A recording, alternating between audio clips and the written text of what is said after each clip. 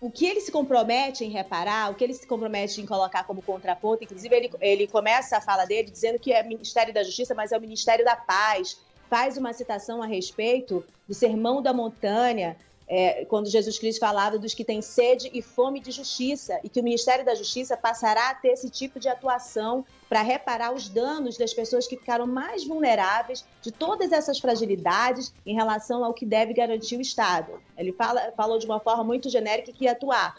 As falas nacionais também já estão repercutindo sobre a questão de combater todas as pessoas que atuaram em relação à mobilização do golpe, defendendo um golpe de Estado e que estavam insatisfeitos com o resultado das urnas. Isso é importante porque aí em Manaus também há pessoas que financiaram aquelas pessoas que ficaram acampadas na CMA, não sei nem se ainda estão. Essas pessoas devem ser punidas, espero que sejam também aí de Manaus, que não sejam esquecidas. Empresários que eu nunca vi fazerem doações de alimentos para pessoas que passam fome, e tem muita gente passando fome em Manaus, e alimentaram doação de carne para pessoas que estavam defendendo, insatisfeitas com o resultado democrático das urnas. Só uma observação.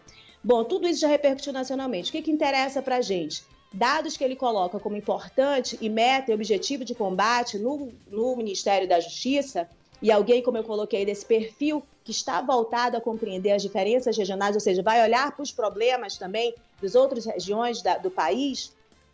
Essa pessoa colocou como meta, por exemplo, diminuição dos índices de mortes violentas.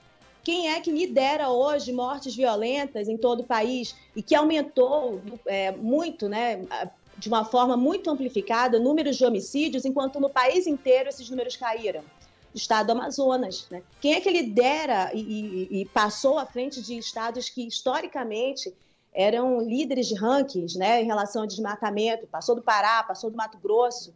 Hoje é o estado do Amazonas. A gente percebe que há certo descontrole. Descontrole, por que eu digo descontrole? Porque a gente não percebe na atuação do governo políticas ou preocupações em organizar estrategicamente o Estado, a máquina pública e a sua relação com o governo federal no sentido de combater e diminuir esses dados.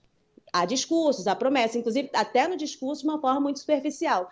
Isso é um dado importante, é um dado importantíssimo que o governo do Amazonas deveria se preocupar, a meu ver. Por quê? Se eles estabelecem isso como meta, é alguém que tem visão diferenciada de país, obviamente que isso vai ser um problema do Estado do Amazonas. A segurança pública de muito é um problema para o Estado do Amazonas e é um problema administrativo e político para o governador Wilson Lima. No entanto, a atuação, porque a inoperância também é uma política de atuação, essa inoperância ela estava, né, coerente com a política do Estado do governo anterior. Ela tinha convergência e ela, inclusive, incentivava, de certa maneira, os dois, tanto o governo federal como o governo do Estado, incentivavam, de certa maneira, o descontrole da violência policial. Por exemplo, que há aí também esse dado do Amazonas, de uma série de chacinas que aconteceram com a atuação da polícia e que até hoje estão impunes. Estão impunes. O que acontece é que no governo federal hoje há um outro tipo de promessa, compromisso, e eu penso que eles vão avançar assim porque querem contrapontos a essa imagem do governo Bolsonaro.